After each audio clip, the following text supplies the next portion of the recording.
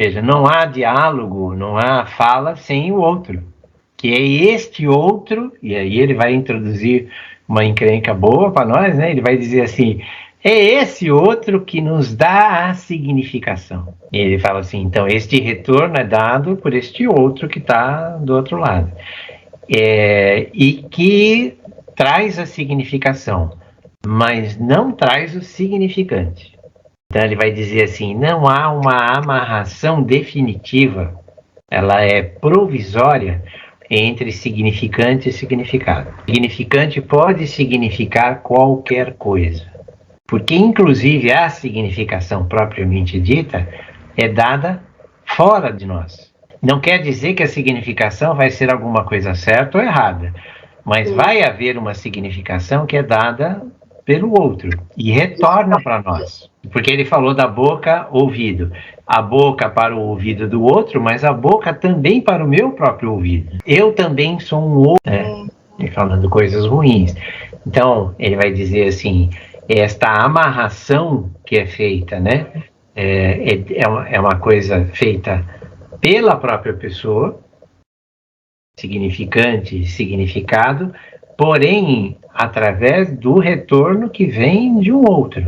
Seja um haha, né? Sim. Ah, entendi, é isso. Ou faz um outro comentário. Como é que nós podemos, né, olhar para a psicose e dizer assim, o que é que está falhando nesse mecanismo? Que aparentemente esta pessoa que tem um diálogo e ela fala, ela discursa, mas ela não está interessada neste retorno do outro. Parece que ela, de certa forma, abandona a significação. Que falha é esta que faz com que isto, né, no momento da alucinação verbal, né, não funcione. Que ele vai deduzir que falha um significante mestre. O que ele está tentando trazer para a gente aqui é que nós compartilhamos com o mundo esta questão do significado. A significação e o significado nós compartilhamos com o mundo. Mas a estrutura significante, não. Ela é própria, ela é particular. Agora, como é que de um particular nós conseguimos, nem que seja através do sinal do surdo-mudo, passar uma mensagem, receber uma mensagem? Né? Tem alguma coisa aí que funciona, né, de um jeito que nós não conhecemos. Não é que de alguma coisa, seria mais ou menos assim. Ele dá um exemplo num outro seminário, eu vou trazer aqui para ele fala assim, né? Você recebe um jogo, já viram aqueles jogos de montar casinha? Aquele joguinho de matriz, quadradinho, igrejinha, portinha, né? E aí você vai montando um castelinho. Já fizeram isso? Você daria para um grupo de crianças, imagina, vai 3, 4 crianças, você daria kits dessas pecinhas, mas elas são totalmente diferentes de uma criança para outra. Como é que elas poderiam fazer para montar castelos iguais? Ele falou, é assim que nós funcionamos. Pecinha de castelo, as pecinhas são significantes. Nenhuma criança tem significante igual uma da outra. Cores diferentes, formatos diferentes, tal. E aí você diz assim, eu quero que vocês montem 4 castelos ou 3 castelos iguais, sem misturar as peças. Tem alguma coisa impossível de ser feita. Existe uma forma de combinação dos significantes que consegue dar, mesmo cada um tendo o seu conjunto de significantes particular, um significado comum. Ele não está diretamente ligado às palavras. Ele não está diretamente ligado ao significado ou à significação. Eu posso usar a mesma estrutura significante e trabalhar numa outra língua. Por que será que sonhar que você está falando em inglês é o sinal de que você está aprendendo, de fato, a língua inglesa? E isso ele diz assim, depois que você aprendeu, montou essa estrutura significante, pouco ela se modifica. Ela é uma estrutura relativamente fixa. Ela vai poder se associar de muitas e muitas e muitas formas, inclusive para te dar fluência numa outra língua. aprender uma língua matemática, por exemplo, que é uma língua, né? Matemática é uma língua. Como é que eu consigo aprender matemática? Porque eu tenho uma estrutura significante que permite com que eu entenda e compreenda e construa uma matemática. Entre o que será que significa, o que ele está trazendo aí é, né? A paz do anoitecer.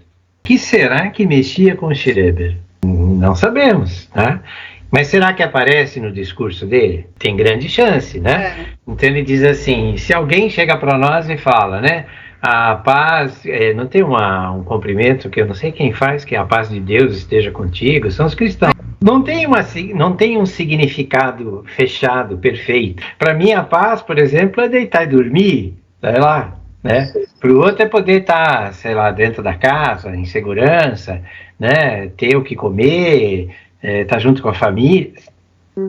Pode ser milhões de coisas. Quer dizer, uma coisa que é dita, ela não carrega em si nem o significado e nem a significação. O que ele está dizendo para nós é que ela desliza, ela remete a outra significação. Precisamos ouvir e tentar fazer o quê? Tentar buscar o ser. Enfim, para aquela pessoa, o que é que significa a paz do Senhor, a paz do anoitecer? Porque é uma fala que pode significar qualquer coisa. Então ele diz assim, estas falas do Schreber, que será que realmente dizem do ser do Schreber? Certo? Ele tenta sair um pouco fora desse negócio de ego, superego, né? Ele fala do ser. Então ele diz assim, tem alguém ali falando. Assim, será que o nosso discurso, quando nós estamos falando, ele está sempre visando alguma coisa? Ele tem sempre um objeto como objetivo, né? E ele diz, parece que não. Dá a impressão de que nós falamos para controlar o mundo. Sim. E ele diz assim, mas não é. Claro que no psicótico isso fica extremamente evidente. O que ele está querendo, mais uma vez aqui, é dizer assim, né? Não se afastem da psicose, olhem a psicose, olhem o psicótico falando, porque ele tem muito para mostrar para a gente, para ensinar para a gente. Porque ele de forma nenhuma está ligado a um objeto, ele não está ligado ao mundo. Ele vai falar que ele faz uma espécie de abolição, né? Ele tira o mundo fora. E a gente percebe isso porque se diz assim, que mundo será que esse cara tá? Tá certo? Porque ele tá falando um monte de besteira. Então você fala assim, não faz parte do meu mundo, ele deve estar em outro mundo. Não estamos objetivamente visando o mundo. Fica claro que no discurso de um psicótico, isso ele não está mesmo.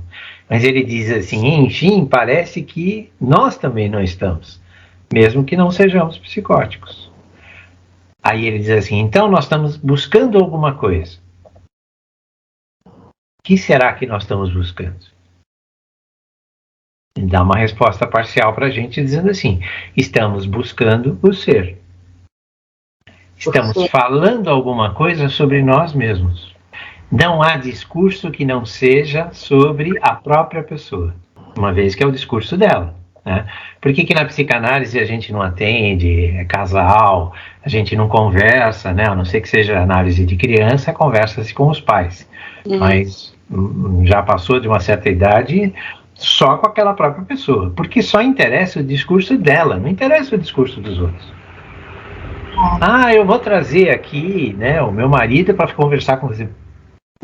Não dá para juntar as histórias e, inclusive, não é muito recomendado, né? Melhor que tratem-se com analistas diferentes, né? Porque vai haver, de certa forma, para o analista, enfim, algum tipo de interferência de uma fala com a outra, né? Por mais que o analista seja treinado e isole isso, ele vai, sem querer, contaminar um discurso com o outro. Não, o que interessa é aquele discurso, é aquela fala.